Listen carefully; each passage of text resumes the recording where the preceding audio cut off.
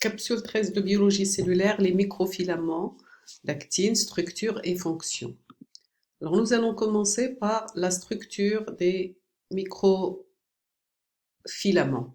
Alors les microfilaments, ils sont constitués, comme vous le voyez là, de monomères d'actine G que voici ici, d'accord, globulaire, avec 375 acides aminés à peu près, qui est sous forme d'une sphère avec un sillon ou qui fixe l'ATP.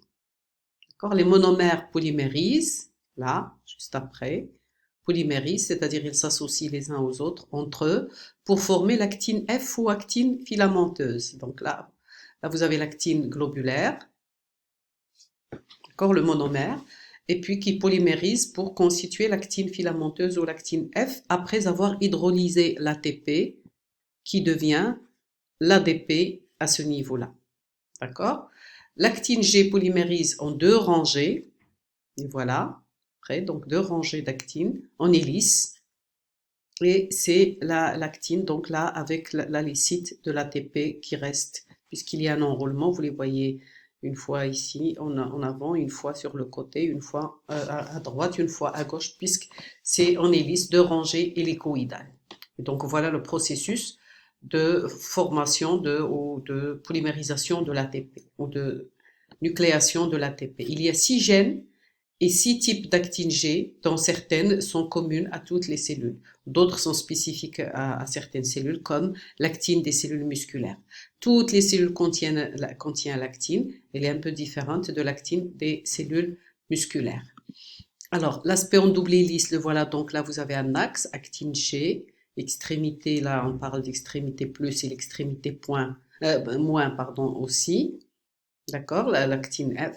Donc deux extrémités, l'extrémité plus ou extrémité de la polymérisation, et c'est là où la polymérisation est rapide, et l'extrémité moins de l'autre côté, c'est l'extrémité où la polymérisation est très lente. Donc là, contrairement à l'actine, vous avez une extrémité où la polymérisation est rapide, c'est l'extrémité plus, et là, vous avez une extrémité. L'extrémité moins, c'est une extrémité de polymérisation, mais elle est très très très lente. D'accord?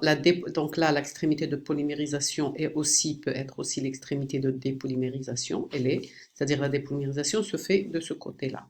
Et là, vous avez l'ARP de 3, c'est-à-dire, c'est l'équivalent du gamma turc chez les microtubules, c'est-à-dire la nucléation se fait grâce à ce moule-là, c'est le moule, l'ARP2, c'est le moule avec deux sites. Et donc là, vous avez l'actine G dans un site et l'actine G de l'autre, et puis vous avez la polymérisation à partir de ce moule-là, qui est l'ARP2. Et puis à la fin, vous avez une coiffe, voilà, c'est la coiffe ATP qui, à ce niveau-là, et là, vous avez les fentes ou sites de l'ATP, à ce niveau-là, donc l'encoche, le sillon, dans lequel vous avez, où se place l'ATP. Alors, la polymérisation de l'actine, on avait dit qu'elle dépend de la concentration en actine G ATP, c'est-à-dire l'actine G riche en ATP. Si l'actine G ATP augmente, bien sûr, il y a polymérisation. Par contre, si l'actine G ATP diminue, vous avez dépolymérisation. Là encore, c'est un équilibre. Il y a l'actine libre et l'actine liée. Plus l'actine libre est importante, vous avez polymérisation. Si l'actine libre diminue, vous avez dépolymérisation. C'est-à-dire, vous avez l'actine F qui va être dépolymérisée pour équilibrer, pour pour rétablir l'équilibre. Alors, la polymérisation, elle s'effectue à l'extrémité plus et à l'extrémité moins. Mais il est beaucoup plus rapide à l'extrémité plus qu'à l'extrémité moins. Donc, c'est différent par rapport aux microtubules. La vitesse est lente à l'extrémité moins. Pourquoi? Pourquoi? Parce que là, il doit changer de forme pour avoir le sillon pour l'ATP. À l'extrémité plus, il y a un sillon, l'ATP a un sillon. Par contre, de l'autre côté, il n'y a pas de sillon. Donc, elle va former le sillon pour recevoir l'ATP au niveau de l'extrémité moins. Et c'est ça qui retarde donc la polymérisation au niveau de l'extrémité moins. Donc là, il n'y a pas de catastrophe. La vitesse de dépolymérisation est non catastrophique car il est peu rapide, car il y a très peu Donc, elle se fait de manière peu rapide, et ce qui fait qu'il n'y a pas de catastrophe, c'est-à-dire comparativement aux microtubules. Alors, les protéines d'organisation des microtubules maintenant. Pour organiser les microfilaments plutôt. Alors déjà, les microfilaments, les deux chaînes en hélice, ils sont stabilisés par la tropomyosine qui s'allonge tout le long pour stabiliser. C'est un filament stabilisateur qui se fixe au microfilament. Après, il y a l'organisation, c'est-à-dire vous pouvez avoir donc là des microtubules, filaments organisés en faisceaux dans certaines structures, par exemple dans les jonctions adhérentes ou au niveau sous les microvillosités. À ce moment-là, donc là vous avez des protéines qui peuvent donc jouer le rôle, qui permettent de cette organisation en faisceau, telles que l'alpha-actinine, la fimbrine, la viline. Pourquoi différents types? Tout simplement, parfois, donc, vous avez le faisceau LH. Donc, c'est-à-dire, vous avez un faisceau, mais où les filaments d'actine sont très lâches, sont espacés. À ce moment-là, c'est l'alpha-actinine qui intervient, comme par exemple, c'est le cas, donc, au niveau des jonctions adhérentes, par exemple. Le faisceau peut être serré, c'est-à-dire les microfilaments sont très rapprochés, par exemple, au niveau de l'axe des microvillosités, et dans ce cas-là, c'est la fimbrine et la viline qui est utilisée. C'est juste pour vous montrer que il y a différents types de protéines qui sont associées aux microfilaments. Ils sont beaucoup plus nombreuses. Pour chaque situation, il y a une protéine donnée, et les voilà d'ailleurs. Donc voilà, il y a des protéines qui permettent de maintenir des filaments. Voilà le microfilament d'actine. Il y a des filaments de capine, donc qui cachent. D'accord? Là, c'est la tropomoduline ou CAPZ. Des protéines qui permettent le mouvement au microtubule. La contraction, par exemple, c'est la myosine type 1, type 2. Vous avez la fimbrine et la viline qui jouent le rôle de câbles, qui permettent de former un réseau. La dystrophinol'ankérine qui permettent, la spectrile, la vinculine, la taline et l'ankérine qui permettent aux microtubules de s'ancrer à la membrane plasmique pour former un réseau cortical sous la membrane plasmique.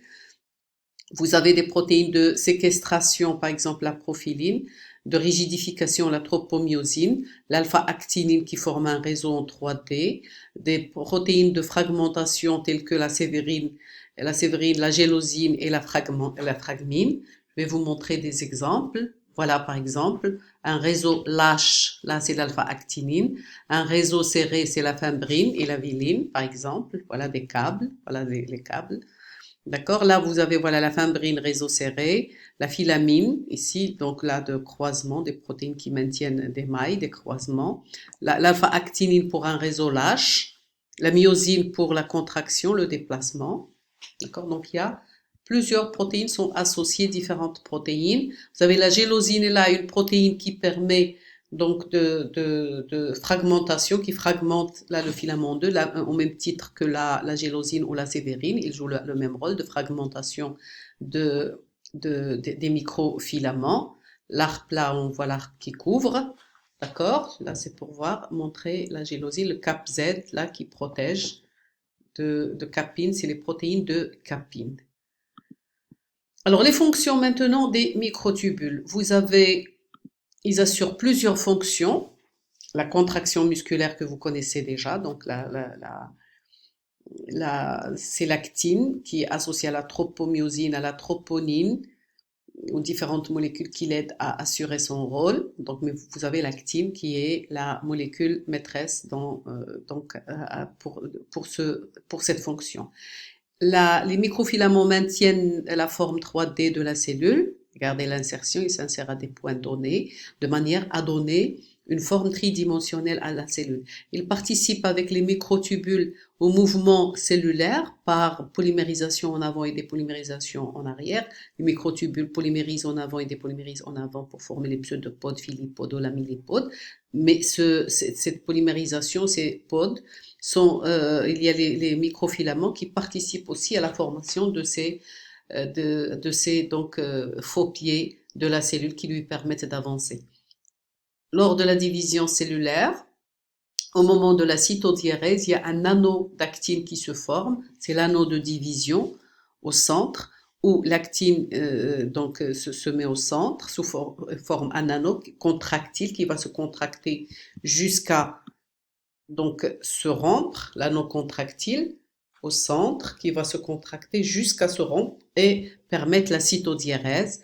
Donc c'est l'anneau contractile, l'anneau de microfilaments contractiles. Vous avez donc les microfilaments qui se trouvent également au sein de structures cellulaires sous les microvillosités par exemple, ici.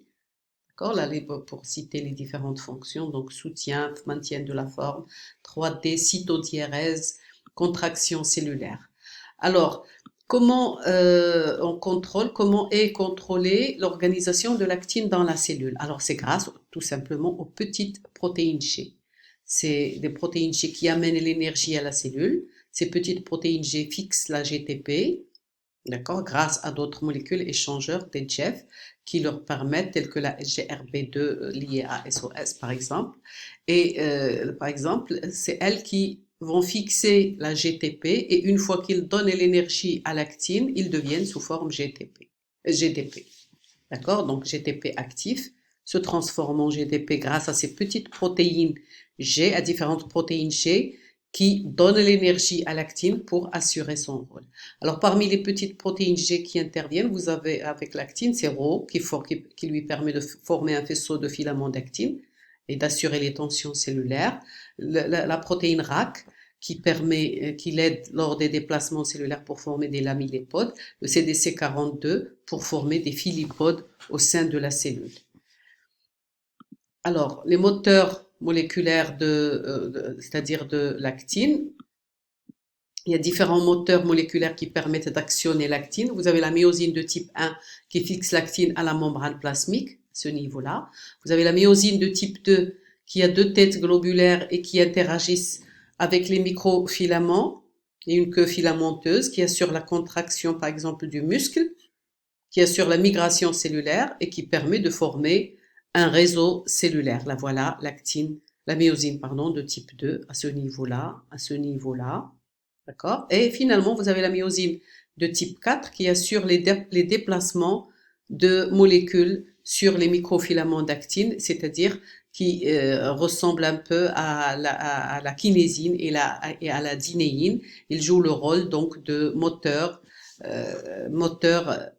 moléculaire qui s'associe à l'actine pour qu'elle peut être utilisée comme rail par les molécules et les organites cellulaires. Voilà, je vous remercie, c'est la fin de cette capsule. Sur la capsule suivante, numéro 14 de biologie cellulaire, on va voir les filaments intermédiaires. Je vous remercie.